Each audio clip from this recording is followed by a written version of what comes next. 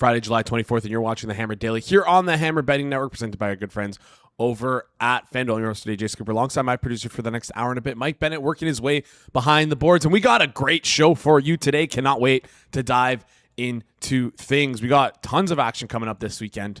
We're going to be breaking it all down here live on the show. Batting leadoff, we have a new guest. Excited to talk to him at Everything Boxing on Twitter, aka Darshan. He's based in London, and he covers boxing for Yahoo and the Uncrowned Boxing Show, which is the show that Ariel Helwani's on. Super excited that we landed him as a guest. Super excited to talk to Darshan today about the fights happening this weekend, the setup for the Fury Joshua fight, and the rest of the cards that are out there that are probably going to be exciting, and we're going to have some bets for you. So you're going to want to tune into that. Then after that, we got our good friend Austin Mock coming onto the show. We're going to break down some college football. That's right. We are 5 Saturdays away from college football.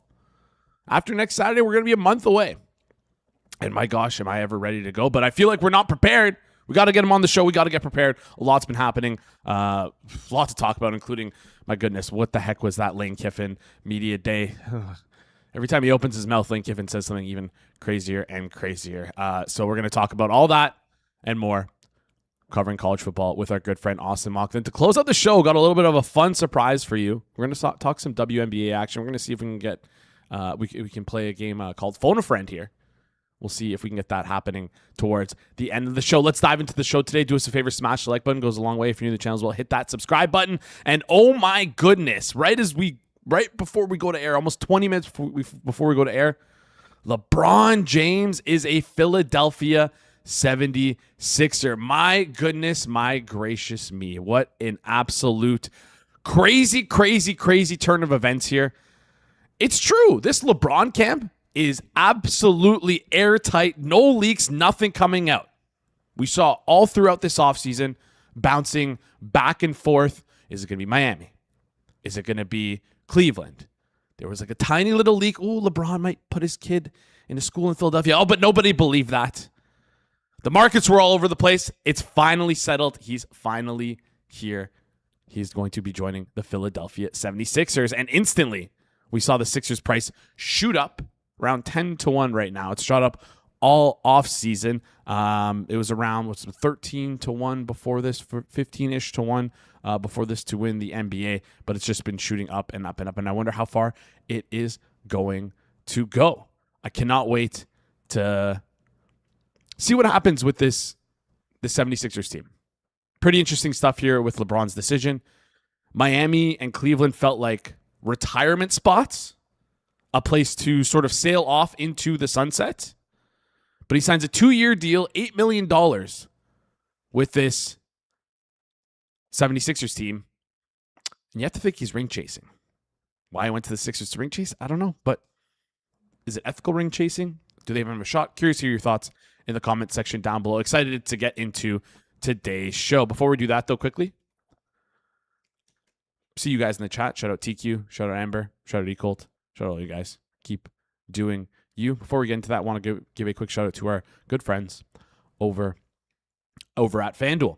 Looking to get more out of today's MLB action? FanDuel has got you covered right now. You can head over to FanDuel's app and claim a profit boost to use on any bet for today's game. That's any bet type. Money lines, totals, home runs, player props, however you like to play. It's simple. Just tap claim now, grab your token, and apply it to your bet before you place it. Maybe you're backing your team to win. Maybe you like the over, or maybe you're calling your shot and picking someone to go yard. Whatever you're feeling, use your boost to get more out of your bet. Head over to FanDuel.com/forwardprogress to get started. FanDuel, your home for home runs. Must be 21 plus and present in select states. For Kansas, in affiliation with Kansas Star Casino, or 18 plus and present in DC, Kentucky, or Wyoming. Opt-in required. Bonus issue is non-withdrawable profit boost token. Restrictions apply, including any token expiration and max wager amount. See terms and sportsbook. FanDuel.com. Gambling problem? Call 1-800-GAMBLER. 1-800-MY-RESET. Call 1-888-789-7777. Visit ccpg.org/Chat in Connecticut. Visit mdgamblinghelp.org in Maryland. Visit gamblinghelplinema.org or call 1-800-327-5050 in Massachusetts. Call 1-877-8-HOPE-NY or text HOPE-NY in New York. Call 1-877-770-7867 in Louisiana. I'm going to sneeze, but I'm going to power through it and try not to sneeze. Quick reminder, if you're listening to today's show, please rate and review 5 stars if that's on Spotify, if that's on Apple. Anytime you click those rate and review buttons, it helps us out a lot. And when you click 5 stars, it helps us out a ton. So please do that. I see you guys in the chat. Look at that. TQ. Saw the Odyssey and IMAX. Jay's right. It was everything. I cannot wait. I got my tickets next Wednesday. I'm super, super pumped to watch it. How much did you pay for your ticket, Jay? I honestly have no idea. It's one of those things where you don't even look at the price. You just click it because this is a... How often are you won't be able to see this movie in IMAX again? Maybe 10 years from now, they'll do a rerun of it. Like, this is a once-in-a-lifetime opportunity, genuinely, to watch this movie in IMAX. Like, it's not... I'm a little bit of a movie nerd. I like my screens. I like the size of it. Watching it in its true format, how it was intended to watch by someone who cares so much about the process and the quality of filmmaking, and Christopher Nolan, you got to watch it how it was meant to watch, and that's the best way to do it. That is the best way to do it. So I don't even know what the price was. I just clicked the tickets, go ready to go, and I'm excited. Just mad I didn't get the 70 millimeter. Again, a reminder, guys, if you're gonna watch it, IMAX laser projection or IMAX 70 millimeters. Those are the two best ways to watch it. I don't even know if you can get IMAX 70 millimeter anymore. I think you can only get laser projection. So make sure you do that, and we'll have a lot of fun today. A lot of messages in the chat here. Good morning, Spirit of the 76. My goodness. Shout out to the Sixers. Great day here in Philly from Seth. Yep, great day to be a 76ers fan. Knicks to win the East, Jaguars to win the Super Bowl. It seems our chat is all over the place in terms of where we want to go and reacting to this LeBron James moves. I'm curious to hear your thoughts and opinions in the chat, because do you guys obviously this move is great for Philly. 2 years, $8 million, super cheap. But like, is this as big of a needle mover? Is this going to vault the 76ers as the best team in the East? And it's crazy because it feels like the Raptors could just never avoid LeBron James. And of course, I always have to circle it back and make it about Toronto. But the Raptors finally get like a little sniff of relevance again in getting Kawhi, or we think getting Kawhi. Who the hell knows what's happening there? And then LeBron comes to 76ers. Come on. Leave us alone, LeBron. Leave us alone. Leave us alone. Sounds like Connor's got a vacation as well tomorrow. Should be huge. A lot of fun. Enjoy your vacation, Connor. Appreciate that I get to show you out on this Friday. We got Darshan coming up in a couple minutes here. He's going to talk to us about the groundwork that's being laid for this AJ and Fury fight. Such an odd choice. Tyson Fury fighting Thailand. I don't even know if the fight's happening now, or if it's happening soon. What's going on there? But they're not even airing the fight. It's kind of weird. Why are they not showing this? I know Tyson Fury they both wanted a tune-up fight, but it's just so odd that they wouldn't air this live. He's doing it in Thailand. I don't know what the deal is. This Fury fight and this Joshua fight, they're both tune-ups. Pranga versus AJ. It's a tune-up fight. We all know what's going to happen. We all know what's happening down the line. It's going to be AJ. It's going to be Tyson Fury. And I think the big question here, it's not if this fight's going to happen, but who's going to be running this promotion? Who's going to be promoting this fight? Zuffa's been throwing their name in the ring for a bunch of big fights. Got a bunch of fighters signed under their belt. Real disruptors in the industry, as a lot of us know Dana White tends to do. We've seen Zuffa sign tons of fighters. Conor Benn, one of them as well.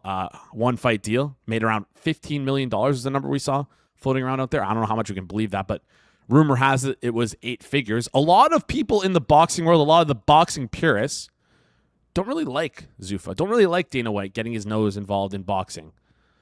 We're going to talk about that with Darshan in a couple minutes here, and I'm curious to hear his takes on it, because to set the scene here, AJ and Canelo did some interviews recently talking about it. They're two of the biggest stars in the sport right now. They believe that the old system is the right way, having multiple belts, but a lot of the detractors, a lot of people saying the old way is the wrong way. Their point of view, their take is sort of too many belts, too many organizations, too crowded. Get rid of the belts, just build stars, build names, and pay them money. That's what the logic is from the detractors of the old way of the multiple promotions, the multiple belts. That's sort of where people are coming from. Oscar De La Hoya a couple days ago put out, I think it was yesterday, put out a hilarious video with regard to that and how he watched The Odyssey. Speaking of The Odyssey, he mentioned The Odyssey.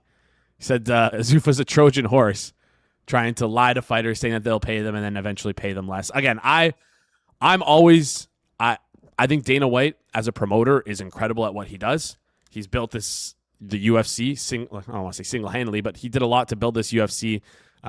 He knows a thing or two about boxing. He was a boxing promoter before he was in MMA. For some people don't really know that. Did some small-level boxing promotions. But it's going to be interesting. It's always fun to see whenever there's a disruption in a sport, right? We know what's the old way. We know this formula. We've seen it happen. Things start to become, I think it's fair to say, stale for some casual fans who don't really care about the boxing. And that grip, that battle between the purists, the old way, what we want to see, what they feel like is the right way, and the casual fan. Like, do we appeal to them? Is that what we should be looking towards? Is that how we should be building the future of the sport? Growing the game is important, but how far should we grow it, and how far are we willing to go to take away from what we know to grow the sport? We're also seeing it in golf as well. It's a common phrase on golf Twitter, hashtag shrink the game. Of course, you want to grow the game as much as you can, but at what cost? You don't want to lose your previous values and sort of what the history behind things and what ended up getting you there. So, yeah. All right. I'm excited to get into today's show. We got a little bit of technical difficulties behind the scene with Darshan. We'll get him on here in just a second. For those of you who don't know, huge fan of Ariel Helwani, one of the best journalists, not only in the business, but in the world, in my opinion. One of the best sports journalists in the world. Darshan works for Uncrowned, works alongside Ariel Helwani. Can't wait to pick his brain. His story of how he got into this, I want to know a little bit more about, because just looking at his background, he was like a law student, and then all of a sudden he's like working for Uncrowned, working for Yahoo Sports, working his way into the boxing world. Just like some guy who was running a Twitter account is just a fan of the sport, and then boom, he's one of the biggest. He's reporting and helping out with one of the biggest shows in the world. It's pretty crazy stuff here. TQ in the chat saying, I miss Friday night fights and going to local fights. I love going to local fights. Do you guys often do that? I love going to local fights. A bunch more questions in the chat here. I'm curious if you guys, do you still go to local fights? I love it. There's one of my gyms, my Muay Thai gym, often puts on Muay Thai events, and they are top tier. Seeing people battle is absolutely insane, and it's kind of crazy because they have like, there's this one girl in our gym who's like 15 years old, but she's like an absolute assassin, and it's kind of weird watching children fight, but it's very entertaining. It's good. It's safe. It's all good. Whatever, but it's pretty interesting stuff there to watch those fights. Yeah. Quick recap for what we got on tap for the show today. Darshan's going to come on here in just a sec, but after that, we got Austin Mock coming on. Lot to talk about in the college football world. If you guys have any questions, please feel free to drop them in the chat. We're going to be building up towards the start of college football here, trying to get you guys as much information as possible, sort of set the stage of where the sport is at, who are the national title favorites coming in, how good Ohio State is, how good Indiana is, what we should be looking for going forward, talking about the conferences, Big Ten, SEC, and how, I don't want to say bloated they've become, but they're starting to become a little bit bigger conferences, maybe separating themselves of the two. Those two are separating themselves from the Big Four. I also want to talk to him about some underrated teams, some dark horses. And yeah, we'll be covering all that stuff as well. And also the transfer portal. George wants to hear about the Heisman market. Haven't even dipped my toes in the Heisman market. I'm most interested to hear about the LSU versus Ole Miss, because that has to be the game of the year. If you guys remember last year, I think it was in like February, FanDuel had lines up for this game, LSU versus Ole Miss, because of the whole Lane Kiffin saga. And my goodness, Lane Kiffin is just he's different. That's the best way to put it. Lane Kiffin is different. It's going to be very interesting to see what the return looks like for Lane Kiffin. If he'll be embraced, I'm sure he'll be booed. There's tons of drama surrounding this stuff. SEC Media Day as well was this week, and we heard Lane Kiffin speak on the mic, monologue, sort of just musing, just a long monologue. I ran the numbers here. ChatGPT told me that he had 2,800 words spoken on his opening press conference there. Pretty crazy stuff. Fielding a bunch of different questions from Ole Miss to morality to Scotty Scheffler. Just crazy stuff. He said, this is the weird, the most interesting thing he said. He said, there were two people I thought wouldn't die is my dad and Hulk Hogan. And when those two people passed while watching the Hulk Hogan documentary, his worldview sort of shifted, which is pretty crazy stuff. Very interesting. Anyways, Austin, switching things up here. Going to fix Darshan in the back, and we're going to get Austin up here in just a second. And let's get into today's show. TQ quickly in the chat. Jay, I think USC sneaky sharp, make playoffs is juicy. I love it. All right, let's bring him on. He's an NFL and college football projector, doing projections over at The Athletic. You've seen him all over the Forward Progress show. Does a lot of good stuff on modeling for NIL, which I want to kind of dig into as well here. Can't wait to talk to him. Don't worry, no Bears talk. Let's bring him on up. Austin Mock, how's it going? It's going good, man. Thanks for having me. No, super excited to have you on. You've been absolutely crushing it on Forward Progress, as you normally do. As I'm saying it as if this is anything different. You did a bunch of different teams for the 32 teams in 32 days. And yeah, if you haven't checked that out, go check out the Forward Progress YouTube channel. Anyways, let's get into today's show. Where do you want to start here? I kind of sent you just like a hodgepodge list of questions. I'm like, this is what I've been thinking about all offseason.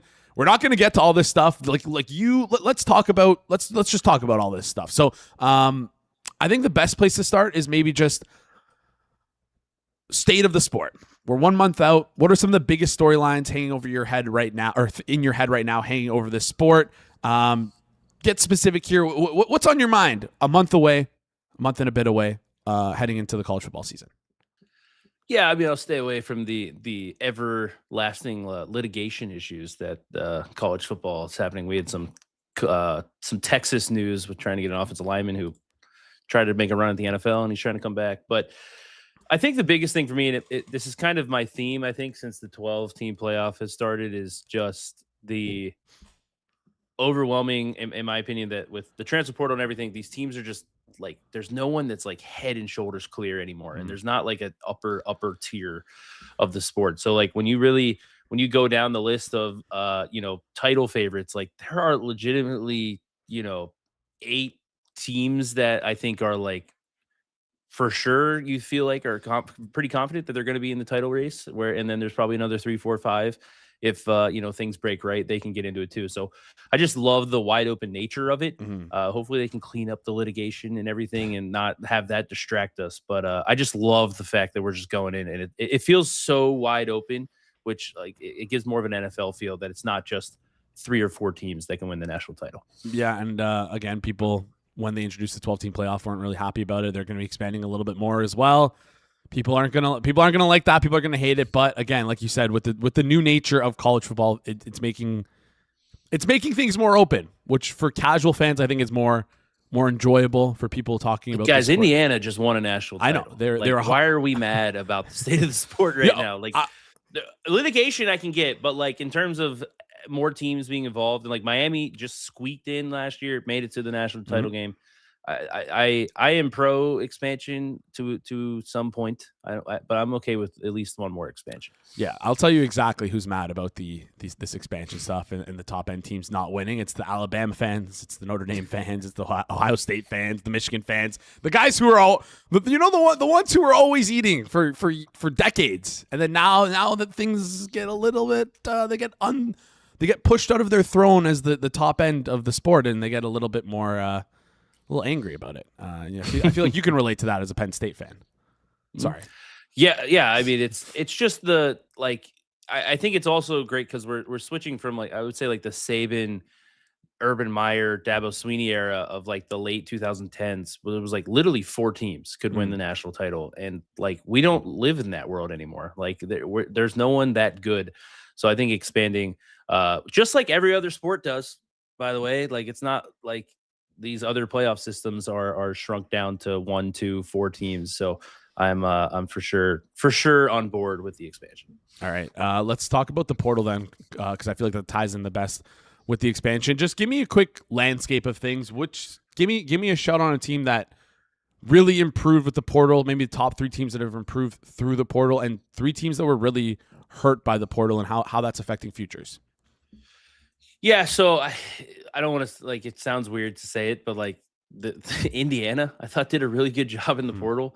I don't think like I'm not saying that hey they should be the national title favorite or anything like that, but for a team that like isn't the blue blood recruiting type, when they have a year like that, you'd kind of expect them to fall back a little bit. But like I think Nick Marsh was one of my favorite players that they grabbed, wide receiver from Michigan State. I think he's going to have a big year.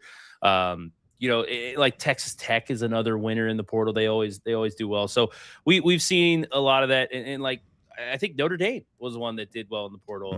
And then you get into like some coaching changes, like LSU did well in the portal, but you brought a lot of players from like I feel like that's kind of like cheating in the portal era. Yeah, it's not cheating in that sense, but like it's unfair for me to say, hey, they did a great job because it's easy to grab those guys. So, but I do think like if you're a believer that Indiana is going to fall off because they had guys drafted and that was like a 1 year like wonder type of run. I think they did a good job. Signetti obviously has a track record of being a good head coach to get the most out. Again, don't think they should be a favorite or anything like that, but I don't think this team's going away. Like that wasn't a one magical run, one Cinderella run. They're a legit team again. Yeah, it seems like Indiana found some bread and butter, some magic there with the portal stuff last year, leaning on it again this year. Let's flip over. Honestly, great question in the chat. People want to talk a little bit more about the future, so I'll just let the chat lead the segment at this point here from Charles.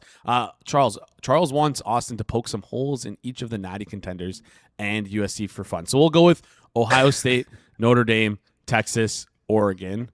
Just quickly, 30 seconds each team. Poke holes in them and on why you think they won't win the national championship.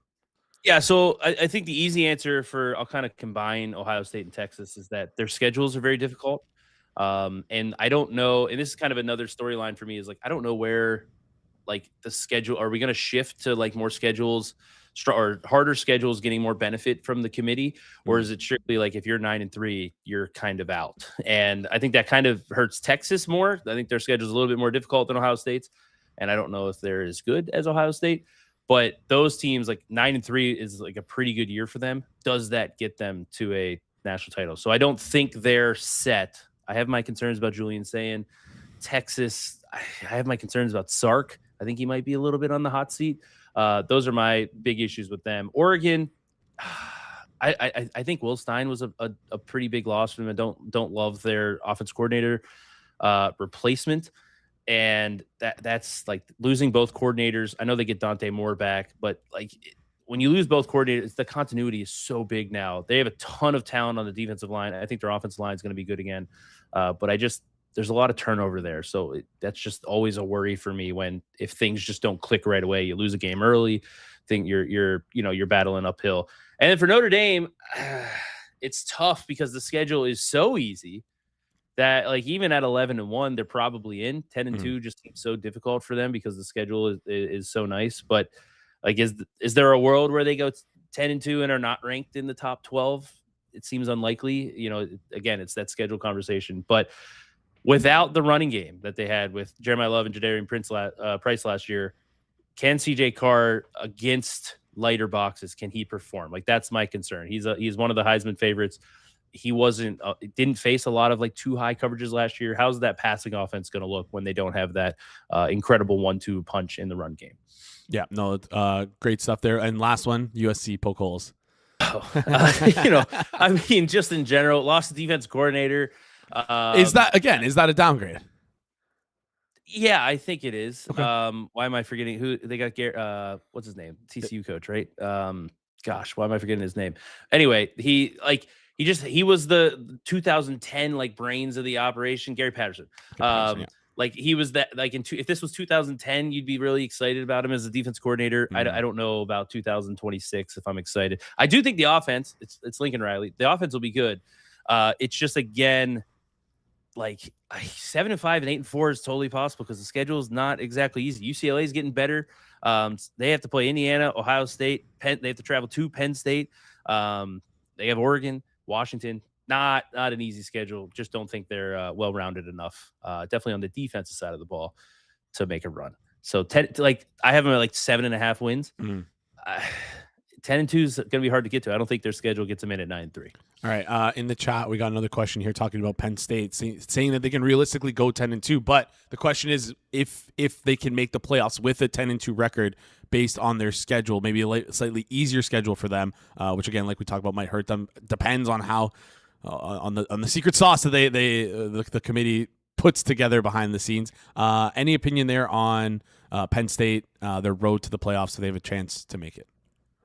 Yeah, so Penn State's probably one of the more interesting teams. Just obviously, your ton of turnover. Iowa State guys coming over. Rocco Beck being the quarterback. I think their schedule is the main thing. I don't think they're like a for sure top 20 team right now as it stands. But the schedule is so easy that they like. I think their playoff odds are a pretty decent bet at this point because there is a little bit of a worry because Big 12 to Big 10 is a big jump. But again, you have to go to Michigan. Michigan's not exactly like a juggernaut right now. They're totally a beatable team. At Washington, tough game. At home against USC, and USC traveling east, which that game's likely to be a night game and a whiteout, kind of works out for you. The toughest game after that's like maybe at Northwestern. So totally feasible that they go 10-2. I don't think the committee will let out a 10-2 Big 10 team. I think that has more credence than a 10-2. Like a 10-2 Notre Dame was in last year if they didn't happen to lose to Miami, who was like ranked right behind them, right? So I think the Big 10 will be able to pull them up enough. Now it will be interesting. I think it could be interesting if 10-2 gets them into the Big 10 championship game, and if they were to lose that against, say, like an Ohio State, like would they? I don't know if they'd fall out, but if they're ranked low enough, like say they're ranked like 10th or 11th. In that final ranking as a 10-2 team, if they lose in the Big 10 championship, that's kind of like my one worry is if they do lose in the Big 10 championship, what happens to their ranking? Yeah, I'm trying to think to last year. Who was that team that was there? Alabama team? was, but Alabama they didn't drop them. But like last year was also super weird just because like you had that Notre Dame Miami thing that just like I feel like it just locked down the like bottom of the bracket. So like BYU dropped a good bit. Yes. I mean they got destroyed by Texas Tech, but we haven't really seen it with like Alabama last year is probably the closest thing with like an SEC or Big 10 team. And they didn't really drop Alabama, but Alabama played a tougher schedule. Like so that is the like there's an extra variable here with Penn State's schedule being seemingly pretty weak when we never know if there's a surprise team out of the Big 10. Yeah, let's flip over. I want to talk some SEC stuff here. We had SEC Media Day. We have SEC Media Day this week, and Lane Kiffin gets on the mic and just this guy is a lightning rod for controversy. I don't want to say controversy. It's not like anything he said was controversial, but chaos. Like, chaos. Yeah, that's a better word. Just absolute unmitigated chaos when he touches a microphone. Rambles on and on about Hulk Hogan, his dad, morality. We're all gonna die stuff. Like it's just like insane stuff here. Which leads me to the question of game of the year: LSU versus Ole Miss. Talk to me about that game of the year. If that's a game that you've circled on your calendar as the game of the year, where you think things are heading when we heading up to that game. Just talk me through LSU versus Ole Miss and Lane Kiffin. Anytime he touches the mic, just the craziness that comes out of his mouth. Yeah, so I love Lane Kiffin when like expectations aren't very high. And there's two problems here, and like they both kind of pull me in different directions, so it's kind of hard for me to judge.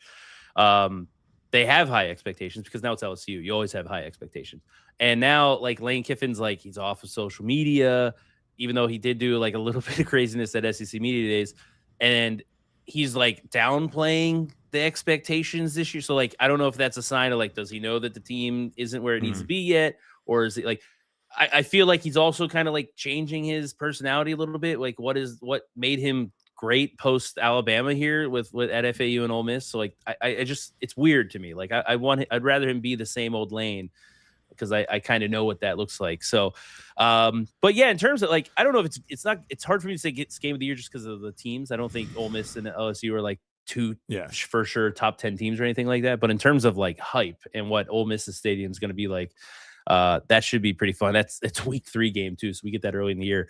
But both teams, like I think Ole Miss obviously downgraded, but like Trinidad Chambliss is awesome. Mm-hmm. So like they downgraded the coaching staff, and obviously they lost a lot, but they do have the better quarterback. They're at home, so I do think like I mean LSU is going to be a dog in that game as it stands right now. They will be a dog in that game. So game of the year, yes, from a narrative standpoint, I don't know if it's my typical game of the year, which I would say like the best game between the two best teams that play each other's, but very excited for that. And just the chaos that always surround, like I expect something to happen the week leading up, involving Lane Kiffin or something. Because that's just how it goes when we're talking about Kiffin. Over under 3.5 post yoga photos of him and I'm not even gonna make a bet on that one. I'm ignoring that market. All right. We got you for a couple more minutes here. Appreciate you coming on a little bit earlier. Talk me through the Heisman watch. Anyone you've circled, you mentioned CJ Carr off the top as the favorite right now to win the Heisman at 7-1, Arch Manning 8-1. Any names out there that are interesting to you? Like the problem with the Heisman is always so clustered at the top of the board early on this offseason. Give me a shout further down the board, like maybe a Jaden Mayava or something like that. You know, if I believed in USC's defense, I think Mayava could be a like solid bet because I think they're gonna put up numbers. I do not love like the bottom of the board. Like Drew, I go to like Drew Mestamaker. Like, do I think that they can like Oklahoma State can make a run? Like, if you believe in Morris as a head coach, like maybe because like the Big 12 is not super strong. That's down at 65-1. JKS from Cal's another guy that I really like. But I guess it's like Kevin Jennings too is in that category for me because I think SMU does have like their schedule works out pretty well to where he can be in the race. Those are probably the best ones that I like down the list. But like again, like going back to CJ Carr, not saying that the favorite's like he's deservingly the favorite. I actually thought he would be like more of a favorite. Their schedule's so easy, like that. If 11-1 or 12-0 quarterback at Notre Dame, like who's the face, who might be a first round pick, just like I don't want to say it's like an automatic bid to New York, but like it kind of feels like that. But 7-1's tough for me to get involved. But it's hard for me to say that schedule and what that offense is going to look like with him this year. It's hard for me not to think it. Like he's the deserving favorite, I guess, is the way for me to say that. Yeah, no, that makes perfect sense here. I wonder if we can like extrapolate a little bit more from what we saw last year's Heisman voting as well when thinking about this year's Heisman voting with, Diego Pavia not on the best team, but putting up like crazy numbers. And even though their team wasn't that good, like it was kind of a function of like what you said there, the back and forth of having a poor defense and a decent quarterback and a good offense. Yeah, it's hard to win, right? I think you'll get those like second and third place votes a lot. It's hard to win though. So like it always eventually comes back down to like who's the best quarterback on the like top 12 team. I feel like it always kind of like leans towards. But yeah, that's why like if SMU makes a run to like 11-1, which is totally possible. Kevin Jennings he does enough with his legs and everything. Like that's the further ones down the board. Everything else seems like everybody from that like 10 to 30-1 range seems pretty good in my mind. And I'm not betting Jeremiah Smith. I was literally about to ask you. I'm like, all right, you said anyone from the 10 to 30-1 range. Perfect lead into the next question here. If I gave you a yes/no market on quarterback to win the Heisman, you get the no at, we'll call it 12 plus 1250. Jeremiah Smith right now is 13-1. So anyone plus 1250, is that a click for you? No chance. I mean, like I'm just trying to think through. Like I don't like Smith at 13-1. Like Malachi Toney at 35-1's like kind of fun, but like after that, I don't even know if there's anybody. Like it's just the pure volume. Like I think back like Travis Hunter, like he just was like a unicorn Yes. in that he played both sides of the ball. So like you can't even compare him. So like we're going back to like Devonta Smith. That was the COVID year. It was a weird year in general. And then like what is the running backs? Those are done. Like when's the last running back that's had a legit chance of winning it? So yeah, I think I would. I'd need something. I don't need. I'm trying to think. Like I'd need at least 20-1. I think to. And even then, it doesn't happen. Like I'm not hungry for that bet at all. Yeah, if another name to throw out there, running back for Ohio State, Bo Jackson, 100-1. We will have no Bo Jackson slander here on this show. I love Bo Jackson. I think he's awesome. But he's not winning the Heisman with Julian Sayin and Jeremiah Smith. Fair enough here. I listen, fan of the running back Ohio State, Bo Jackson. Bo Jackson from years past. I'm fond of both Bo Jacksons. You know, they're both pretty good players. Older Bo Jackson's a little overrated, but we can talk about that another day. Austin, appreciate you joining the show. I got to see you out here. I can't wait to have you on again, hopefully next week, and we talk a little bit more about some stuff that we didn't get around to. Quickly before you head out, just get off the top of your head, go. Who's winning the national championship? Go. I'll go Georgia. Perfect. Done. We'll clip that if Georgia ends up winning, and July 24th, that's when you answer that question. Mark it down, baby. And for the next 5 weeks, we're going to have you pick a different team every single time. So they won't know. They will never clip no matter what. Exactly. Austin, appreciate you joining the show. We'll chat soon. Yeah, thanks for having me. Have a good one. Great stuff there from Austin. As always, where's Joseph in the chat? No Bo Jackson slander around here. Anyways, before we get into today's show, if you enjoyed college football, if you can't get enough of it, and you enjoyed that segment, number one, press the like button. Number two, go check out our college football show with Brad Powers and Joey Kanish. They're going to go live again today, 5 p.m. Eastern time on the Hit the Books YouTube channel. Go subscribe to Hit the Books if you care about college football, because they'll be covering all that stuff happening there. I believe they're starting their conference preview soon, so go check them out. Get in there, fire your questions. Yeah, go enjoy some college football action. All right, let's get into our next guest here. Super excited to talk to him. He covers boxing for Uncrowned and Yahoo Sports. Darshan. He is everything boxing on Twitter, everything boxy2. We'll put the Twitter link in the description. Darshan, super excited to talk to you. How's it going? One sec, we got him muted here in just a second. We'll be able to work this out behind the scenes. Hopefully you can give us a little bit of an update here on what's happening in the Tyson Fury fight. Again, why is it not being aired? I don't know. Oh, yeah. All right. He already won. 7th round, doctor stoppage. All right, there we go. All right. Sounds like Darshan's good to go. Darshan, welcome to the show. How's it going? I'm good, mate. How are you? I'm good. I'm super excited to talk with you today. Couple things to talk about. I feel like the where to start is how did you get into this? I saw you were a law student, and then you somehow found your way onto Yahoo Sports, and you're working as a lead boxing reporter for Ariel Helwani on Crown. Like, talk me through all this. It's a pretty crazy journey. So I'm only like 21. So when I was 15, 16, I started my Everything Boxing Twitter page, and then that grew. I got like support from like Eddie Hearn and Ariel Helwani, and then Ariel just gave me opportunity. I've never done like anything for a big site, but he took a risk on me. He gave me this opportunity, and I worked really hard for it. And I progressed into lead boxing reporter like in a year, very quickly. So it's just hard work, a passion. You can do it. Awesome. I love that. That's pretty crazy stuff. Your page is huge right now. It's around 40,000 followers over on Twitter. Seems to be like a real voice, a real mainstay in boxing Twitter. Let's talk about the Saturday fights that are coming up here. AJ versus Pregna is like sort of the main one here. Again, sort of like a tune-up fight for AJ. We just saw Tyson Fury. Just heard that Tyson Fury, I don't know why the fight wasn't aired, but again, that's besides the point. Fury wins by doctor stoppage. Sounds like this is all leading up to an AJ versus Fury fight. Talk me through what you like in this AJ fight.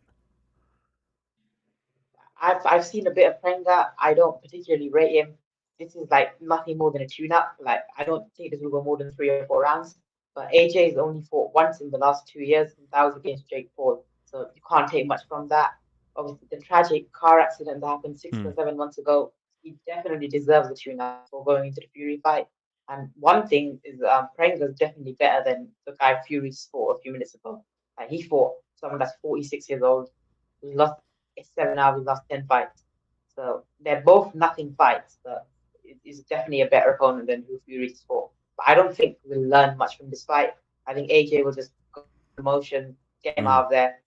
But it's always intriguing because you never know how someone recovers from losing two of his closest friends in a car accident, like not just physically or the internal injuries of a crash, but mentally that can completely change you. I think it's going to be intriguing to see how he looks, but I don't think he'll struggle that much against Brendan.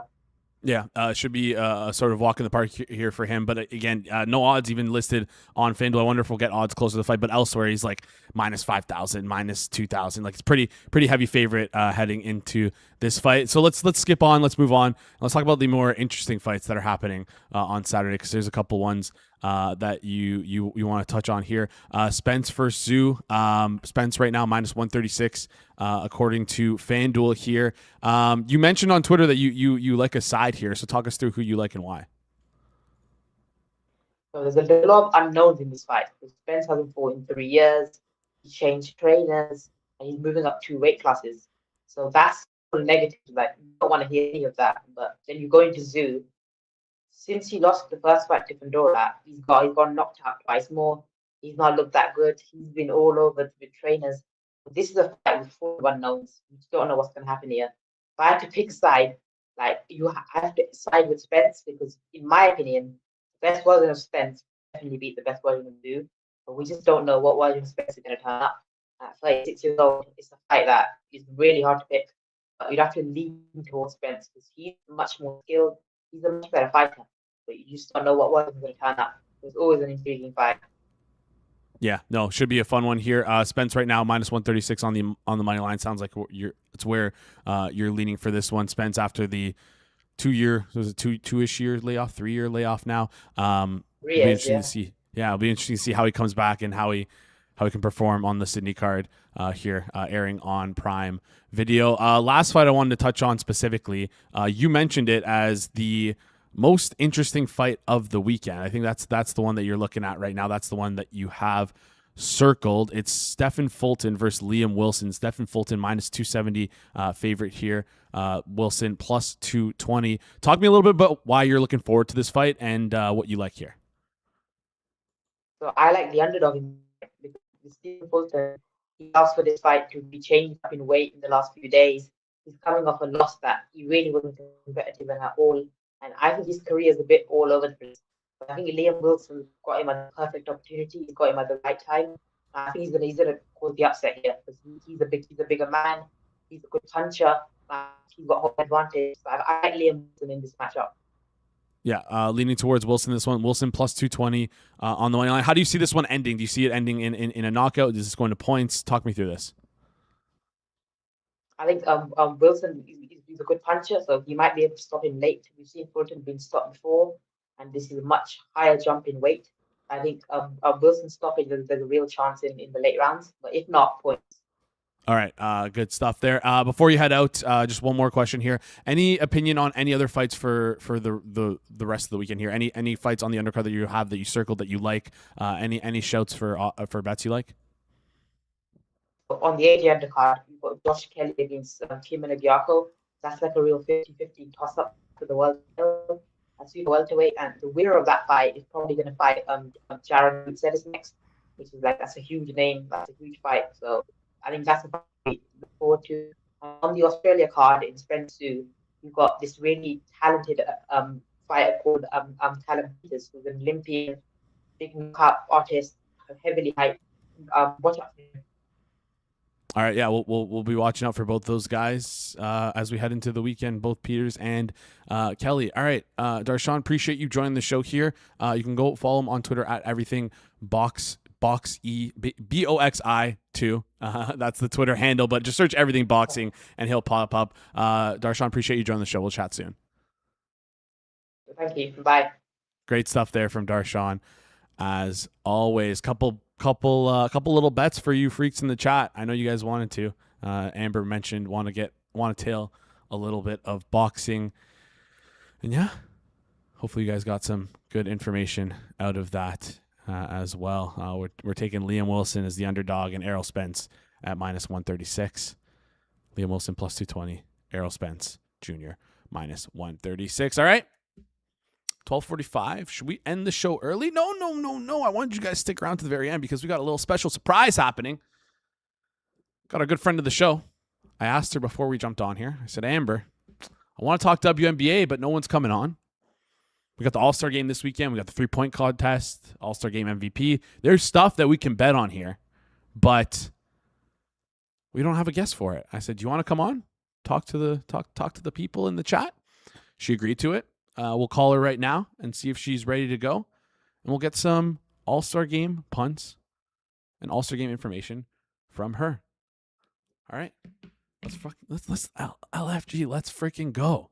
Let's freaking go. Tons to bet on for the All-Star game, including obviously the game itself. Spoon versus Coop. Team Spoon minus 3.5, minus 130. All-Star Award MVP. Also, 3-point contest. I'm going to call her right now. Let's see if we can get this thing working. All right, let's start this call. Let's see if Amber can hear us. Amber, can you hear us? Oh. One second here. Let's see if we can get this on. There we go. Hello? Hey, Amber, can you hear us? See if I can turn on speaker. Hello? Hey, Amber. Uh-oh. We'll try and get her here in just a second. We do have her on the phone, though, and we'll be talking about 3-point contest. We'll be talking about Team Spoon versus Team Coop. Hello. Can you hear us? Hi, Jason. How's it going, Amber? Yeah. Hmm. You can hear me. We can hear her. Let's see if we can. First time. That's okay. We'll work through this in just a second. You know what? Maybe we'll get Mike to send you the link behind the scenes and maybe join through there if that's easier. Hold on one sec. Working on it. All good, Amber. All good. I'm going to send Amber the link No, none of that. right now. Let's try that. All right, Amber, I'm going to hang up and I'm going to ask you to join through a different link here. We got All-Star Game to talk about. And again, Amber is a frequent member of our Discord. So if you want to check out our Discord, you're going to want to do that. And yeah, we'll get Amber on the show in just a couple seconds. Discord.gg/hammer is the way to go. All right. Let's get Amber. Amber, if you can hear me, just click the link in the description. Click the link that I sent to you, and we'll be ready to fire this here. Got a couple. I got her in the back. Right? Perfect. There we go. All right. This is, yes, Auntie, this is Gamberly on Twitter. You can check her out on Twitter. Also, frequent member in our Discord. Her Twitter link is Amber Gambling, at Amber Gambling on Twitter. Quick little WNBA action before we head out here. 3-point contest, it has to be one of the better All-Star Game events ever. Fun to watch. Azzy Fudd right now is the favorite to win at plus 175. Our very own Toronto Tempo, Marina Marbury, plus 280. Punted a little bit on that before I talked to Amber about this. Probably should have waited, but got to represent Toronto. All-Star Game Awards, also pretty interesting, and I want to talk a little bit about that because favorite right now for that award is Caitlin Clark. Love Caitlin Clark, but feels like there's like so much controversy surrounding her. This might be like an Olivia Miles coming out party at plus 700. I don't know how they vote for the All-Star MVP. I'm actually curious. I should probably look that up. How do they vote for the All-Star MVP? Chat, I need your help on this. How do they vote for the All-Star MVP? Because I don't know if, depending on the voting party, I don't know if Caitlin Clark will win unless she puts out like an absolutely insane performance, which she's really live to do. But I don't know. I don't know if that's a good bet though. Don't know if that's a good bet. We'll try and get Amber on in just a sec. If not, we'll just close out today's show and we can talk to her through the Discord and maybe get her on get those picks posted in the Discord. How are things looking behind the scenes there? Good. There's she's back here, but there's just no comms yet. Okay. All right. Well, you know what? This is my fault. We should have tested beforehand. I wanted to get Amber on, but I think we're just gonna have to cut it here because I don't know if this is gonna work. But maybe we can get Amber to post what she likes in the Discord. Maybe we'll get Amber on in the future to talk some WNBA because I know she has a lot of strong and good opinions. Always post about the WNBA in our Discord. But yeah. All right. Appreciate you guys joining the show. Sorry, Connor. I know I'm sad too. Shout out to everyone in the chat who came on. TQ, Amber, Seth, Connor, G-Stack, Charles, Anthony, Gambler44. Appreciate you guys. That's it. That wraps up today's show. Shout out to our guests, Darshan and Austin. Shout out to Mike for keeping everything smooth behind the boards. Shout out to you guys for watching throughout the entire show. Olivia Miles to win anything stud. I agree, TQ. I agree. Anyways, appreciate you guys tuning in. That wraps it. That wraps it up. That's it for today's show. This has been the Friday, July 24th edition of the Hammer Daily here on the Hammer Betting Network, presented by our good friends over at FanDuel. We'll see you guys right here next week.